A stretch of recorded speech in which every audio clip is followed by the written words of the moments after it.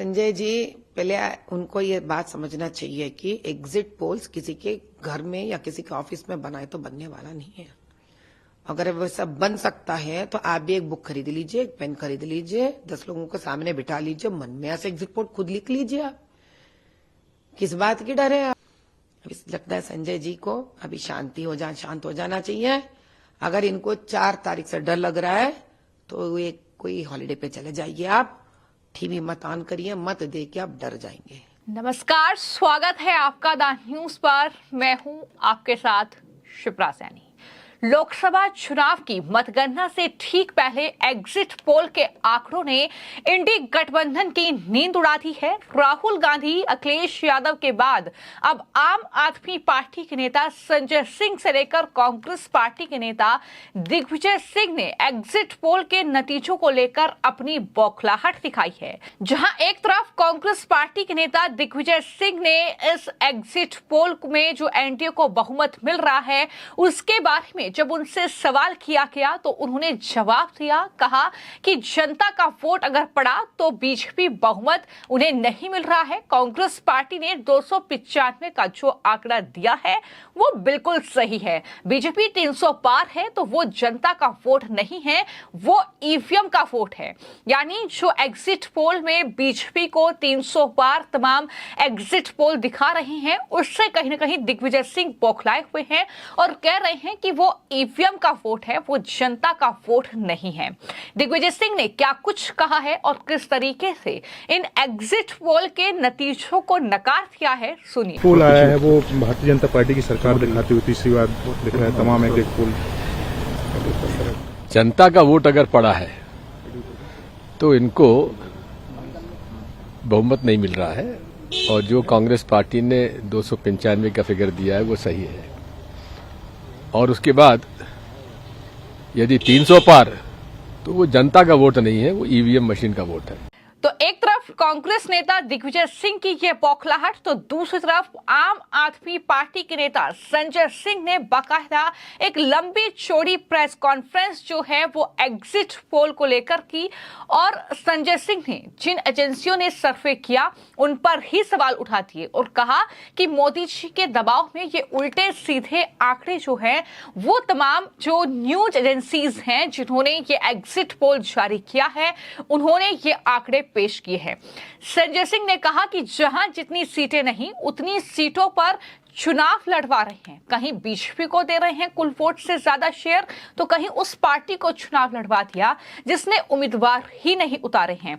तो news agency से लेकर और जाहिर तौर पर इलेक्शन कमीशन ने जो प्रेस कॉन्फ्रेंस की है जिसमें उन्होंने कई बड़ी बातें जो हैं इलेक्शन कमीशन के जरिए कही गई है उसको लेकर संजय सिंह इलेक्शन कमीशन के साथ साथ तमाम मीडिया संस्थान और साथ ही उन एजेंसियों पर जमकर बरसे हैं जिन्होंने एग्जिट पोल के ये आंकड़े जारी किए हैं। संजय सिंह ने अपनी बौखलाहट किस तरीके से जाहिर की है, सुनिए। आज की ये पत्रकार वार्ता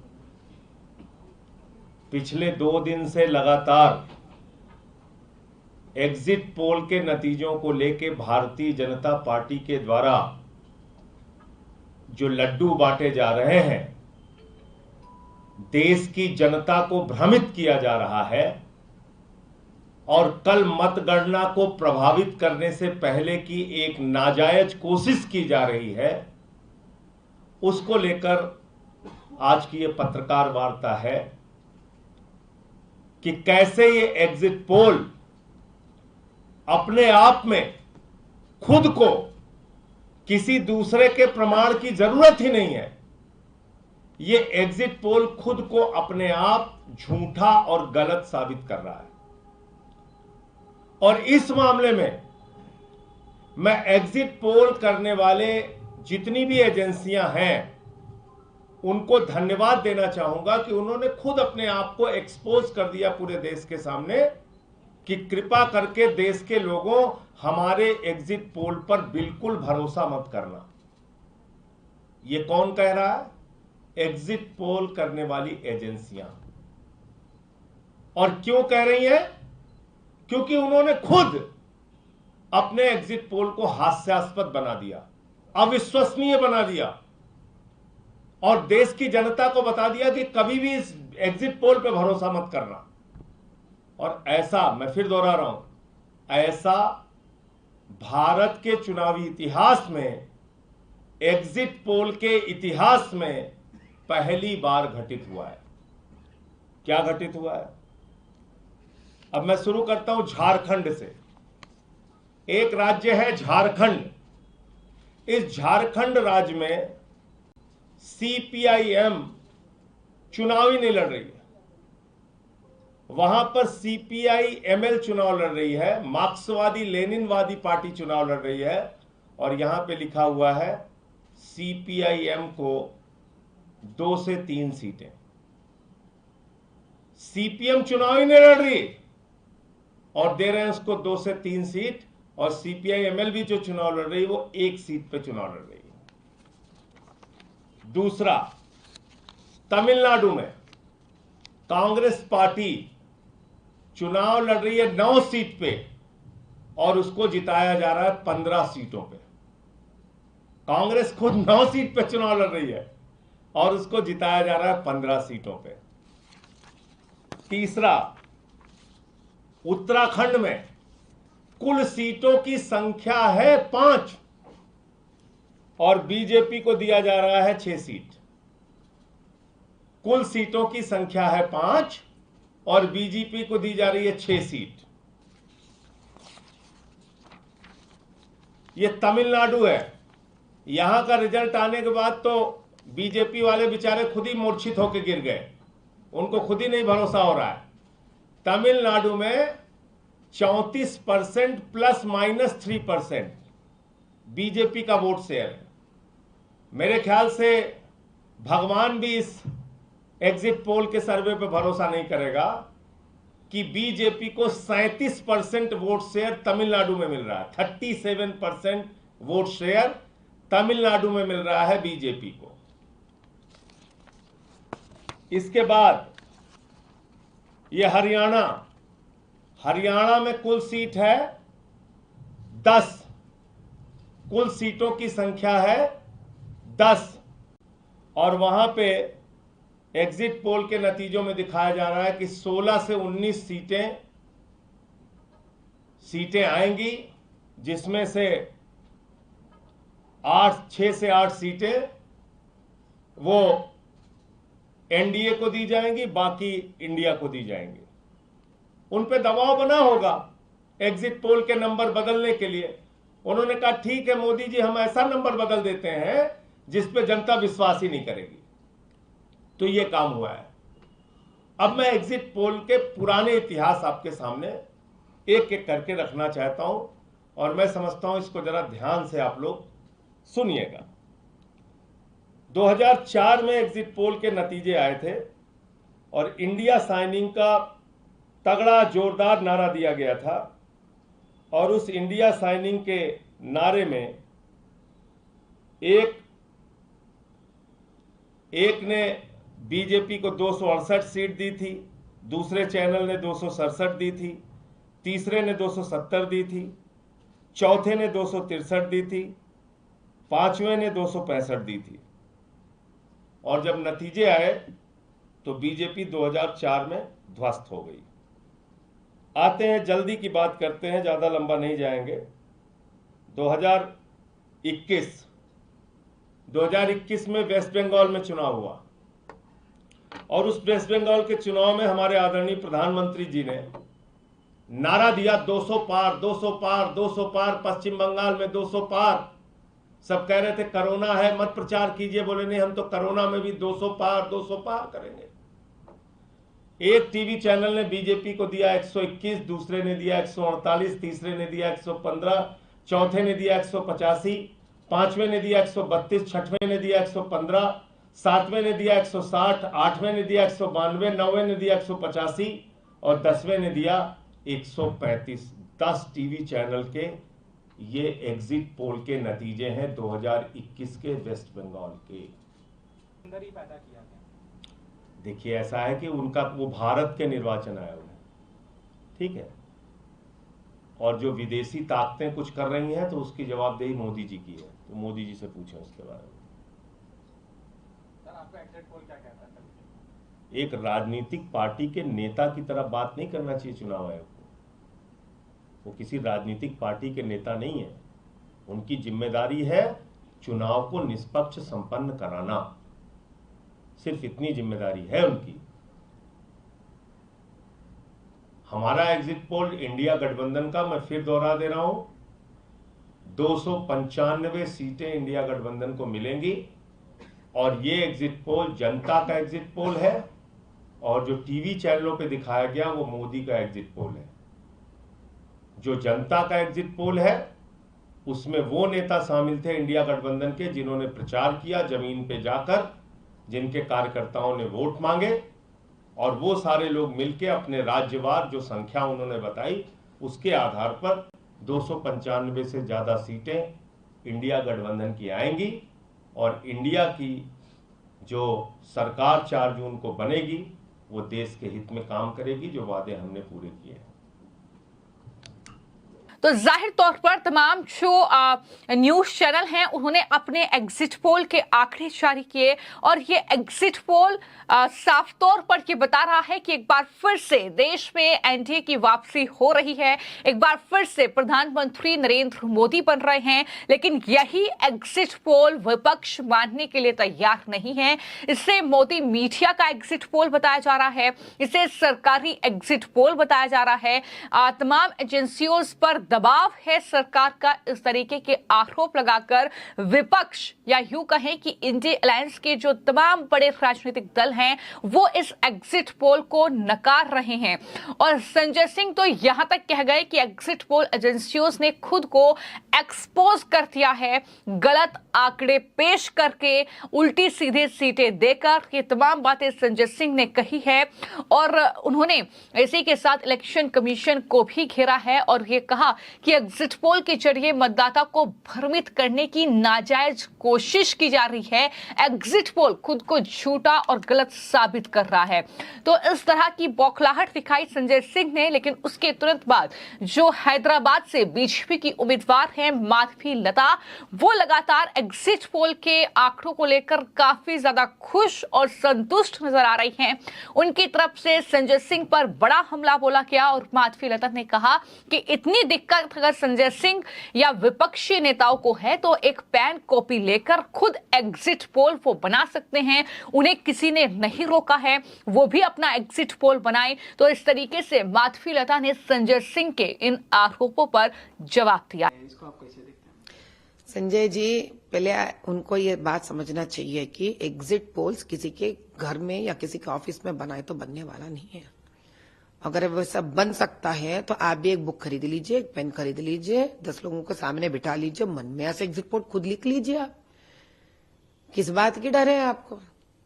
एक पेपर और कलम लेके लिखने से एग्जिट पोल नहीं बनती है। एग्जिट पोल लोगों के दिल में जागृत हुई प्यार और विश्वास से बनती है।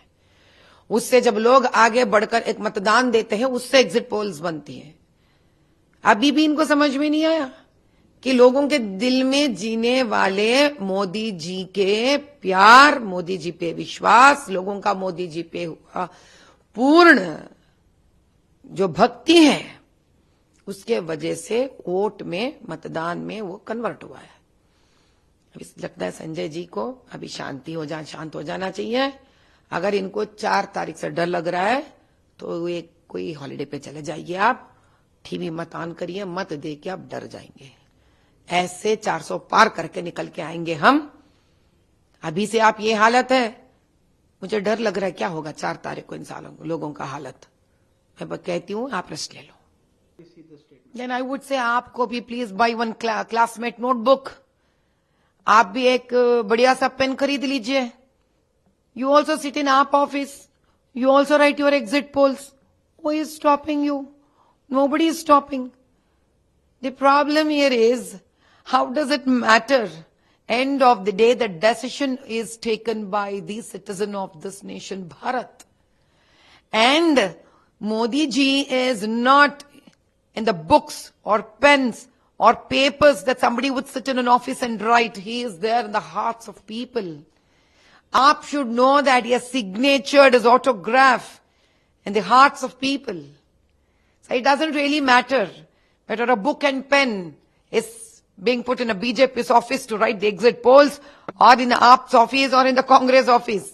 And exit polls of what a party office sits and writes is not what news is. Read it out. People have their own political strategies. They have their strategists. They go out, they go into the public, they figure out, they ask them, and then comes the exit polls. With that, at least, okay, one exit polls can say, 2 exit polls can say, not everybody. Now, these people have stooped down so much that, they have lost their, the stability to, to express their defeat in any other form. They try to do whatever they want to do in all wrong ways, but it didn't work. So end of the day, they would want to say something or the other. Like a child, when it goes to write an examination, if they fail, they come back home and they say, no, the teacher has taken away my pen and, I fell down somewhere. They give all kind of crap reasons. And I'm surprised that a party led by such a learned and educated man like Kejriwal ji, I'm surprised that they say that it is being done at BJP's party house. They better know that these kind of tricks will not work anymore. तो नतीजों में कुछ ही घंटे का वक्त बचा है और जाहिर तौर पर उल्टी गिनती शुरू हो चुकी है, लेकिन जिस तरीके से एग्जिट पोल को लेकर तमाम सवाल उठाए जा रहे हैं, सरकार से मिलीभगत है, प्रधानमंत्री का दबाव है, बीजेपी नेताओं का दबाव है, इस तरीके के आरोप लगाकर इन एग्जिट पोल के आंकड़ों को नकारा जा रहा है। बंगाल का उदाहरण दिया जा रहा है खास तौर पर कि बंगाल का जो एग्जिट पोल था विधानसभा चुनाव का वो कुछ और था, नतीजे कुछ और आए हैं, लेकिन ये कल स्पष्ट हो जाएगा कि एग्जिट पोल कितने सटीक बैठते हैं। लेकिन इन एग्जिट पोल पर जो आरोप संजय सिंह से लेकर राहुल गांधी, अखिलेश यादव और तमाम राजनीतिक दलों के नेता लगा रहे हैं, उसको लेकर सी वोटर के जो संस्थापक हैं यशवंत देशमुख, उनका बयान सामने आया है। उन्होंने कहा कि एनडीए मुख्य रूप से इसलिए जीत रहा है क्योंकि पीएम मोदी की लोकप्रियता है और क्योंकि अलग अलग राज्यों में जहां भी वो जीत रहे हैं वहां वोट शेयर में भारी अंतर है।